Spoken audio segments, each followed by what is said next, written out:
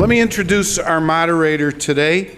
To my immediate left here, George Papajohn, who's the Associate Managing Editor, Investigations for the Chicago Tribune.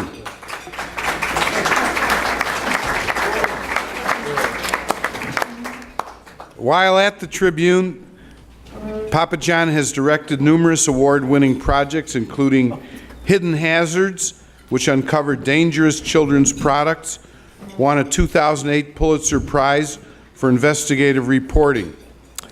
George Papajohn has overseen 8 other projects that were Pulitzer finalists in the investigative, local, national, and public service categories. So, although you've already given him a warm welcome, let's give him another very warm welcome. And George is going to introduce our panelists and moderate today's program. George?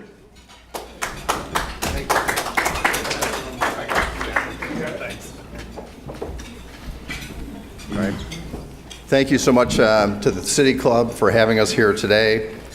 Before we talk about this investigation with the reporters, I thought I'd just tell you a little bit about Betrayed for those of you who may have forgotten about it or may not have read it in the first place. In June, we launched this series, and these 4 reporters, 2 veteran investigative reporters, our top data specialist at the Tribune, and our CPS reporter, spent more than 6 months digging into the issue of student abuse at Chicago Public Schools. We produced 12 stories that we launched online that day and then rolled out into print in the days that followed. And what happened afterward, what really stunned the city. We reported that adults at CPS were preying on students, and little was being done to address that problem or punish the perpetrators. CPS, in fact, had never revealed the extent of the problem, didn't even seem to be tracking it. So we did. Using police records, court documents, other documents and records, interviews, these reporters made it clear that children weren't being protected, that there have been hundreds of victims, and that those victims have been betrayed by a system where educators didn't believe them, where investigations were botched, where background checks were botched, and where educators looked the other way. The evidence of harm was so convincing and the fallout so powerful that CPS now is promising sweeping changes to protect the children. School CEO Janice Jackson has said that the revelations made her sick to her stomach, and she would not rest until she knew the district was adequately protecting its students. We will have more stories to write in the weeks, days, and months to follow. There's more for us to examine. We rarely stop. We don't stop.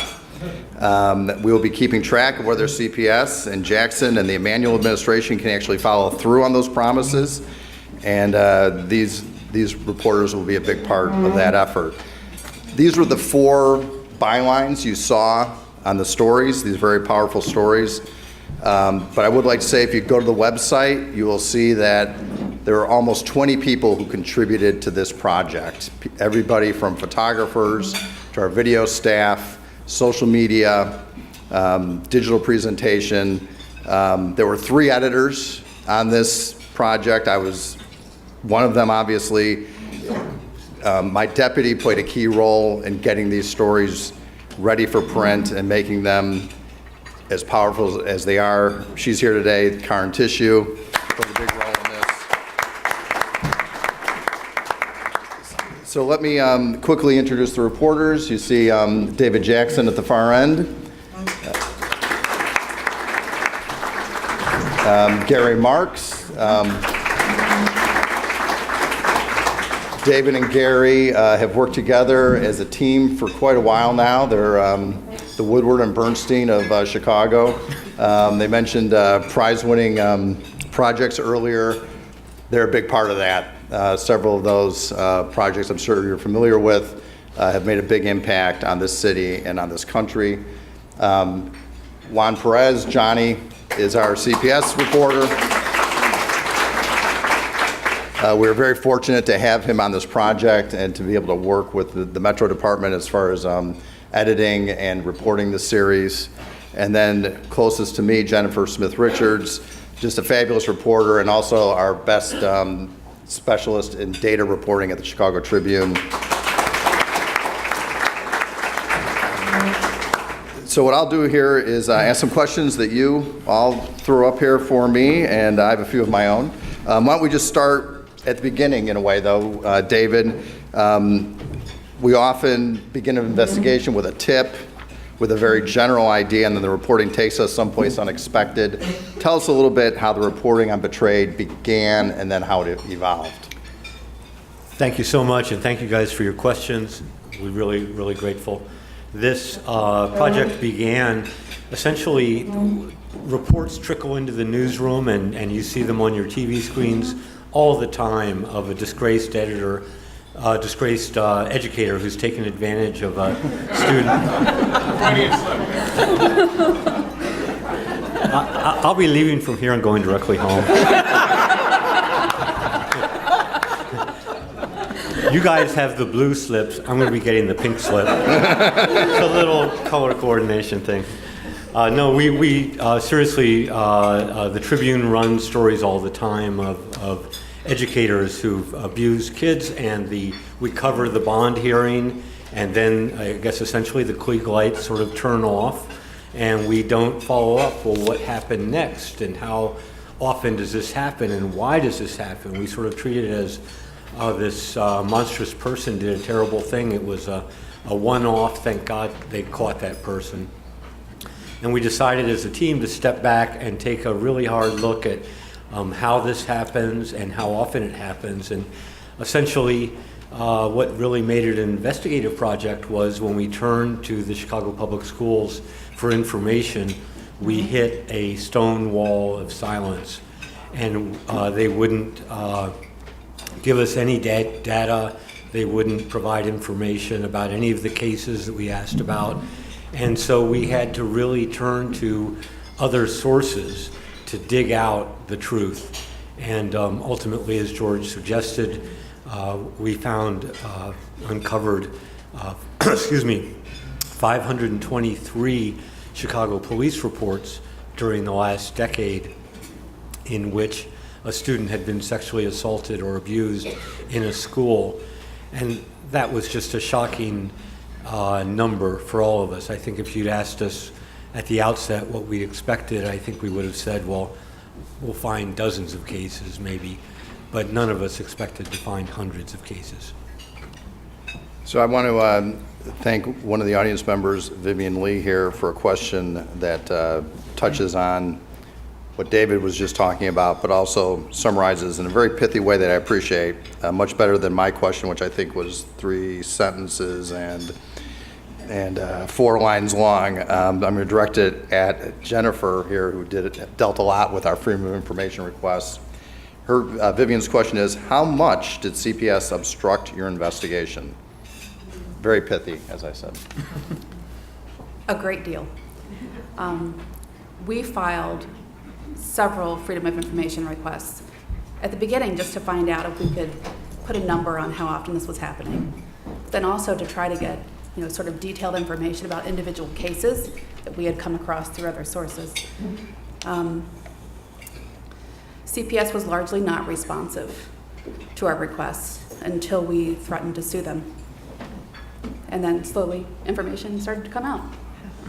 Yeah, I would add that one of the things I've noticed in my time at the Chicago Tribune is this commitment that we've seen from Bruce Stoll, our editor, and before him, Jerry Kern, to fight these FOI battles, to enlist our lawyers, to enlist outside legal counsel.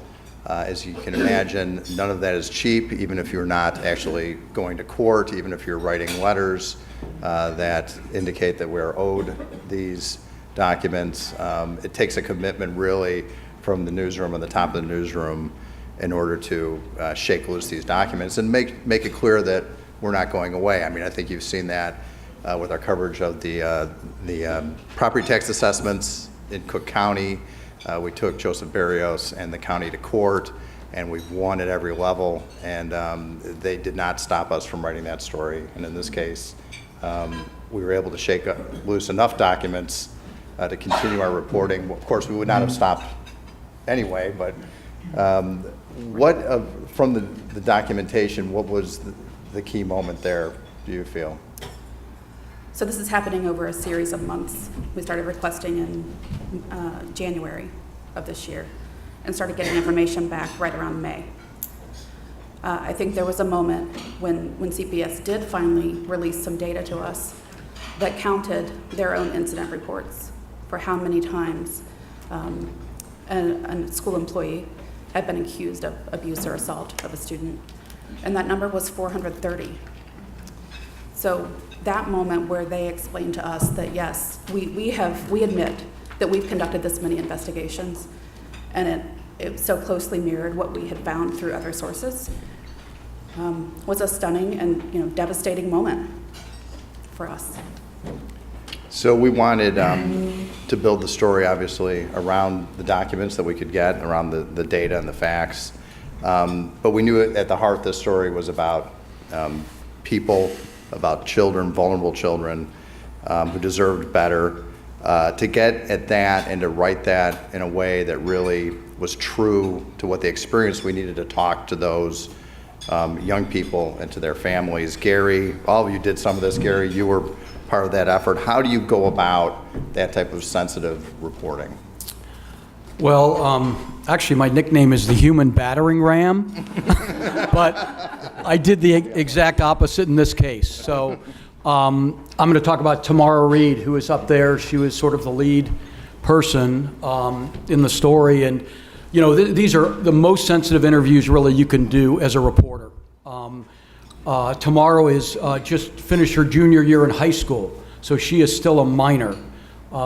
She is obviously very young, so I did not approach her directly. You approach her guardian or her parent, you go through them first. And that's what I did. I went to Lynette, who is her mother, and I explained to her very clearly what we were reporting about, and why we wanted to speak to her and her daughter.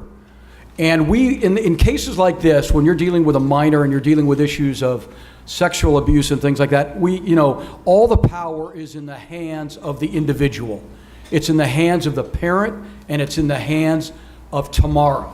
And that's something we explain very clearly. I don't know the perception that people have of journalists. You go in there and you just knock on doors and you quickly write down quotes. It's actually the exact opposite of that.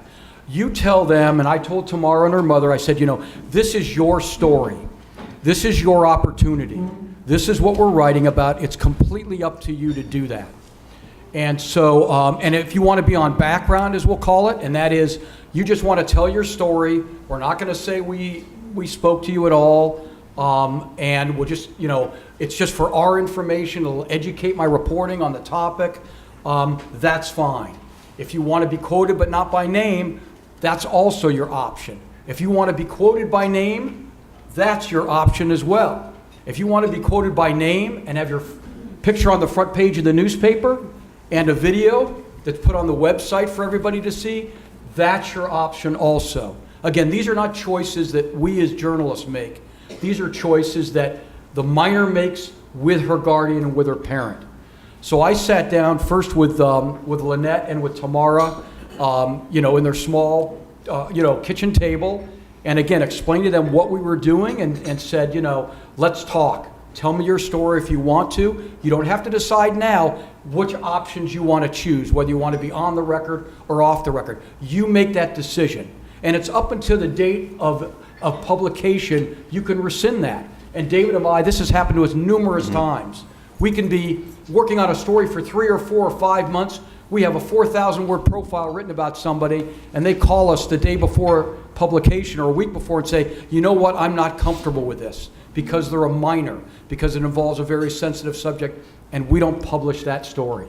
So in this case, I met with them at least 3 or 4 times, reviewed the materials, and in the end they decided to be on the record, and again, to be photographed with a video.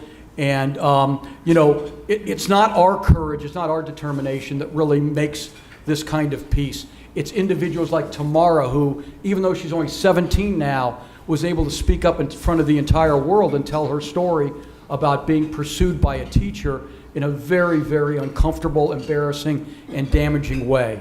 And so she's the one who deserves the credit, not us really as reporters.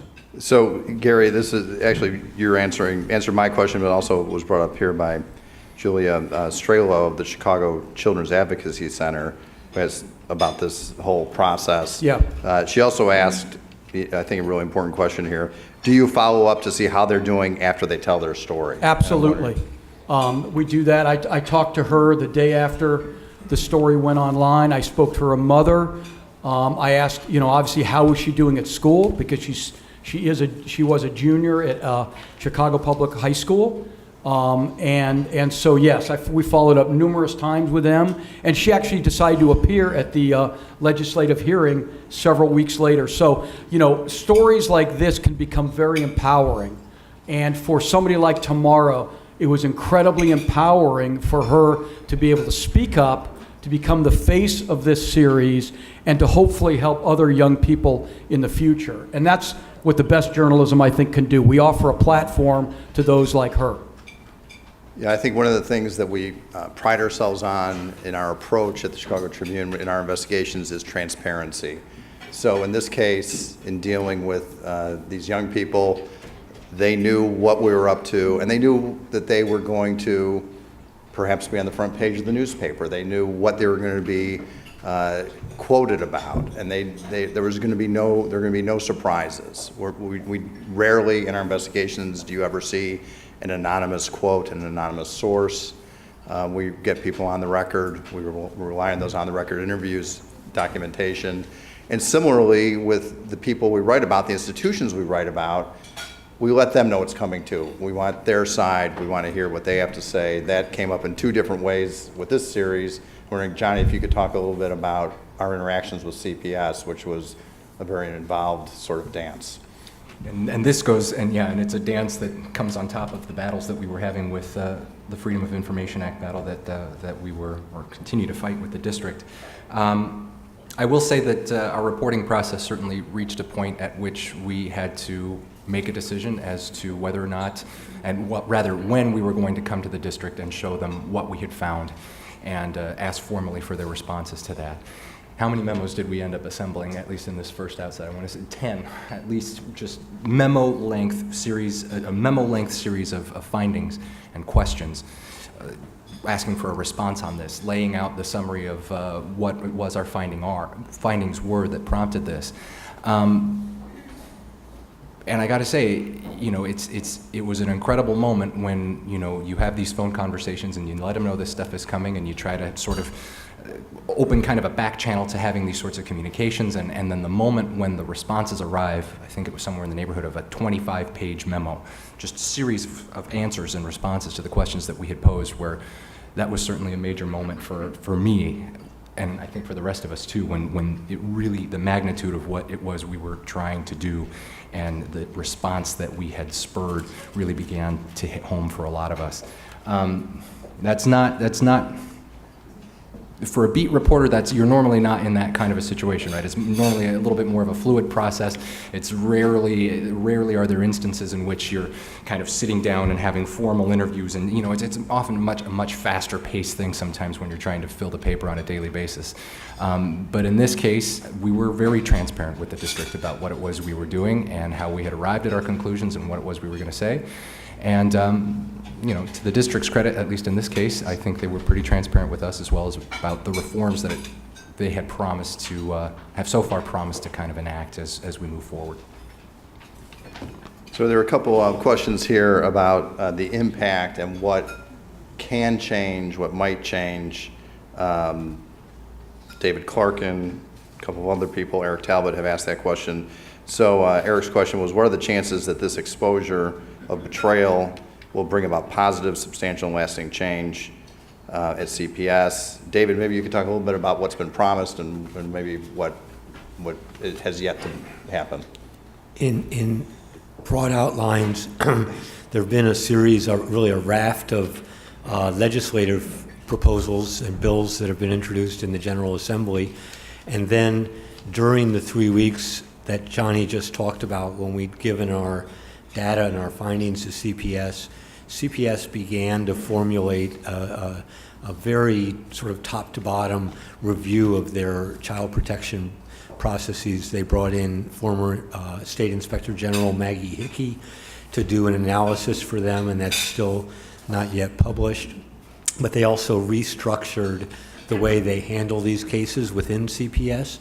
And I must say, for us, this has now created kind of a pivot in our work where, yes, we're still investigating, we're still looking at cases, but we are also very closely watching to see if these very forceful, powerful, swift changes are in fact going to do good for the young people in our schools.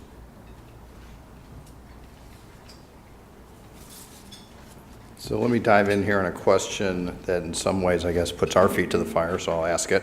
The staff in question in the story almost were all members of the Chicago Teachers Union, and thus they were defended by the union.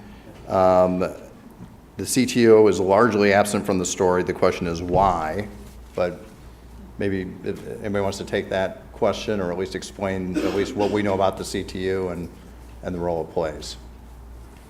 Well, we certainly also confronted the CTU with our conclusions as well. It was another very lengthy meeting with one of their attorneys, some of their top officials, in which we kind of laid everything out and explained what it was that was coming. I'll also add that, yes, while there are a lot of Chicago Teachers Union members who have been involved in these cases, it's not just the CTU. It's not just the CTU. There are other staff members who aren't necessarily represented by the Chicago Teachers Union, who are represented by other labor groups, who are also involved in these sorts of cases. I think one of the points that I would emphasize is that, you know, the perpetrators who are involved in these incidents, at least from an adult on student perspective, the staff members who are involved in abusing or harassing or engaging in this kind of sexual misconduct against students, it's not necessarily limited to one labor group, and it's certainly not necessarily limited to one type of school, be it a selective enrollment school, one some of the absolute top most high-performing high schools in the district, or some of a struggling elementary school. It's not limited. It's pervasive. It's pervasive and it's systemic, and it's not necessarily limited to just one labor group. We have a question here from Antoinette Taylor. I'm going to try and answer this one because it'll probably be kind of a short answer, but I do want to get to it. The news reported that some of the children impacted were students with a disability. Can or will the Tribune confirm this? Yes, that we did find children with disabilities being targeted. We are writing a story that will expand on that finding that you'll see very soon, we hope. Question for to get back to the reporting process. Gary, you also had the other role of trying to track down some of the people the alleged perpetrators, knocking on those doors, going to Florida in one case. Tell us about that experience and how you handle that type of interview, which has its own set of issues. Yeah, that's a very nerve-wracking but very important process. I mean, obviously, when you're writing about anybody in a negative way, you want the counter-narrative. You really want their part, their viewpoint in the story. Some people think that, just laying out these problems is enough, but it really isn't. The stories are much better when you have a counter-narrative, when you have the individuals who you're targeting really explaining to you, providing you with context and perspective about what they may or may not have done. Even their denial is very, very important. So the reporting process involved in trying to find these alleged perpetrators, it's really, we would send letters to them. We would call them on the telephone. We would knock on their doors, and in many cases this went on for many months, and in several of cases we just didn't hear anything back. So then it was my responsibility to sort of go and try to find these individuals, and one of the individuals was Stephen Stepanek, and he was a former teacher at Montefiore, and he had been accused of some serious sexual misconduct in Montefiore, and he had since left the district quietly, and this is one of the instances where we went down to Florida, and despite his misconduct and despite being allowed to leave quietly, he ended up teaching down in Florida. So I found him down there, and it's the kind of thing where you book a 3-day vacation. You do not a vacation. You book Sorry about that. I wish it was a 3-day vacation. I need one, George. I need one. We've been working really hard. I'm thinking this will be Florida edited. vacation. This will be edited for the podcast. I hear there's some perpetrators in Helsinki. Exactly. So, so I went down with Brian Casellas, who's a photographer, and we had 10 addresses. And we didn't really know where he was. We had sent him certified letters, no response. We had called his phone number, no response. And so, I think I told George we're going to be there 4 days. And the odds are, when you land, you're not going to find this person. It's not like he had a solid address. We knew where he was going to be. And so Brian and I, we land in Tampa, and we get a rent a car, and we just sort of pick the first address. And it's, we go over the causeway, we're driving along, and then we, make a right turn into this mobile home park. And then we make another right turn, and then we're passing these mobile homes. And I had a very, very bad reproduction of his Florida driver's license, which had been taken maybe 10 years before. And so we're driving very slowly, and I see somebody standing outside a mobile home. And I said to Brian, I think that's him. And so we sort of parked the car a little bit, beyond his mobile home. And then then we get out and we start walking towards him. And, he's standing there, and I say, hey, I'm Gary Marx from the Chicago Tribune. I'd like to speak to you for a few minutes. And he does not shake my hand. And he says, I'm not going to talk to you. I'm not talking to you. And I said, well, have you received our letter? Yes, I did. Have you received our phone calls? Yes, I did, but I'm not talking to you. You wasted your time coming down here. And then I sort of begin, well, listen, can you just listen to what we have to say, what we're writing about? No, I'm not going to talk to you, but, we flew down here, and you sort of, massage it. You just want to keep the conversation going. And eventually says, I'll talk to you, but I want to have this individual who's my friend of mine with me. I said, sure, call him up. And so, we end up sitting outside on his, behind his mobile home in a nice little patio, and we spoke for 2 or 3 hours. And he answered all of our questions, and he decided to be photographed and actually do a short video as well. And so, that's how you go about doing it. You really sort of, you tell them, listen, this is what we have. These are the documents we have. They allege that you did this, this, and this, but documents don't tell all the story. We want to hear what you have to say about this. Put these records into perspective. Tell us your perspective. And this only makes the story stronger. And some people will talk to you, and others don't. In this case, we were very fortunate that Mr. Stepanek did talk to us, because I think it made the story much stronger. So there are a couple questions here that I think get at the issue of scope. One is about whether, with these individuals, whether who were alleged perpetrators, how many quote-unquote victims they may have had, would we know? And then also the question of, as we tried to put a number on the number of cases and the number of victims, how do we feel about what percentage or how many more there might be? Jennifer, if you could sort of address what we know and what we don't know about the scope of the problem. There is admittedly a lot we don't know. What we do know is that there are more than 500 cases dating back 10 years in which a child reported to Chicago police, and they agreed that a crime had occurred, either sexual abuse or sexual assault. We don't know exactly of that group how many times the perpetrator was an educator, a school employee, or another student. Our sense in reporting out dozens and dozens and dozens of these cases is that it is more common that a school employee was the perpetrator. But we can't say for sure. So we have that universe of more than 500 cases where we know children were harmed.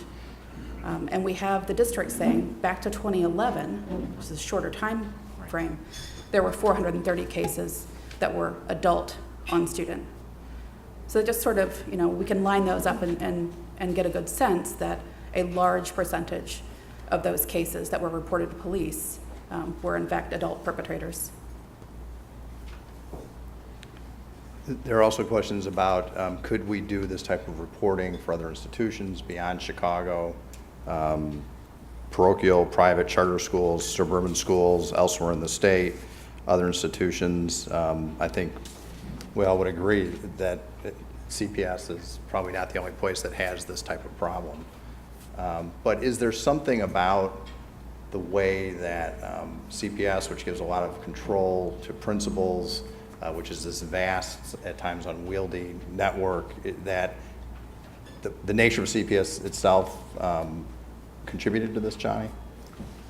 I think there's kind of two. I think there may be at least two factors at play here, and one of them certainly is that.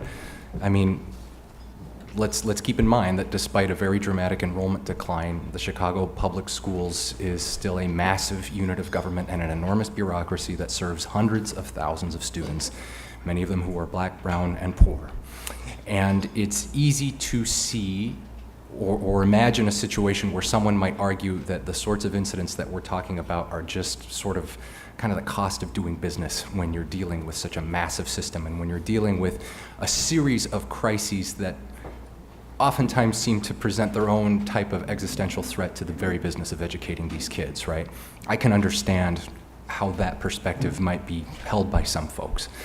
At the same time, though, there is still certainly, there are quantifiable operational shortfalls that have happened here throughout this entire process. The district has acknowledged to us its problems with background checks. The district has acknowledged to us the fact that it does not track, or at least it did not track these sorts of cases in any kind of consistent or formal manner.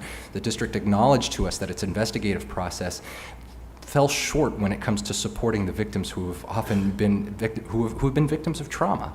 And there is certainly a case to be made for the fact that a lack of transparency has certainly played a role in obstructing the public's ability to understand the very scope of this situation. One of those reforms that has been promised would hand over the responsibility for investigating adult on-student cases to the school system's inspector general. And as part of that process, there's promises, at least, for some kind of new levels of sort of out-reporting, summary statistics, some degree of quantification for how frequently this happens. That strikes me as certainly one significant reform here. But again, you know, there are still shortfalls within state law, within the Personnel Records Review Act, for example, that the district has cited, shortfalls in the Freedom of Information Act that are potentially on their way to being resolved if the legislature is able to get this done. So yeah, is it a big bureaucracy where problems can potentially fall through the cracks? Perhaps. But for me, it strains the imagination to think that this district, especially as risk-averse as it has become in recent years, that no one was watching this series of news reports, you know, either on television or in the newspaper or online, and that no one thought to themselves, well, how big is this problem, and where might our own weaknesses be? There's a question I'd like to direct to David from, I believe I have this right, Mayra Flores, Office of Protection of Children and Youth. There were 520 investigations. How many convictions resulted in a person being precluded from future employment in other schools? And also, they're asking about victim outreach and compliance in the future for volunteers. I imagine that has to do with the reporting requirement to call DCFS. We closely examined, out of those 523 reports, 108 in great detail, and that's because of the strict and, I guess, righteous privacy protections that surround juvenile school and court and medical records. We were not able to get details in the others. Out of those 108, roughly 72 resulted in adult criminal charges against adults, and I don't want to misspeak, but it was probably a half a dozen or so cases where there was an acquittal or a finding that the child had invented the whole thing, or somehow the adult was exonerated. So only a small portion of those cases that actually go to that level didn't result in a finding of the abuse having happened. But again, I want to underscore what Jennifer said, that this whole field as with sexual assault in general, but certainly child sex abuse, as you folks who are specialists know, is these cases are vastly underreported. And when there have been surveys done where students merely answer a questionnaire, you would expect many, many more cases based on that. Finally, briefly to the last part of the question, how were students supported, or how is that going to change? One of the reasons we wrote this series was because of our anguish and outrage about how little students were supported in the instances where we were able to get records, and in fact, in some cases, students were ostracized, were bullied, were subjected to repeated rounds of questions that only further deepened the humiliation and the hurt that they experienced. And I think that CEO Janice Jackson has really made that more than anything her mission in this turnaround plan. As she's put it, we have to, for the first time, start putting the students first. You know, in some ways, I was thinking as you were speaking of Kiana Aguilar and her experience at Hubbard High School. And one of the things that struck me as we worked on these stories and prepared them for print was there were these cases where there were just such profiles in courage, and they were oftentimes the courage where you found it was with the victims. And Kiana certainly in that case stepped forward with certainly support of her family. Jennifer, you dealt with Kiana. Could you tell people a little bit about Kiana's story and how you found her and how you came to write about her?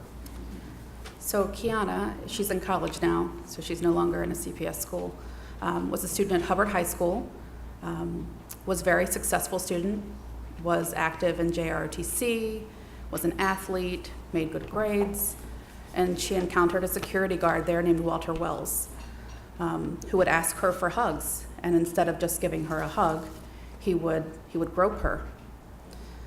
This happened to her twice when she was a junior at school. Kiana did find the courage to come forward at school and tell someone this had happened. By the time she did that, and investigations began, and the police began looking at the matter, it was found that there had been several victims of this security guard even before Kiana. But Kiana became, both at Hubbard and in court, and then again in the Betrayed series, a very clear voice who came forward and said, this is not okay. We should not have to deal with this at school. And she, she is an incredibly brave young woman who was able to look at us and look at the camera and speak to you and tell you exactly what had happened to her and how it harmed her.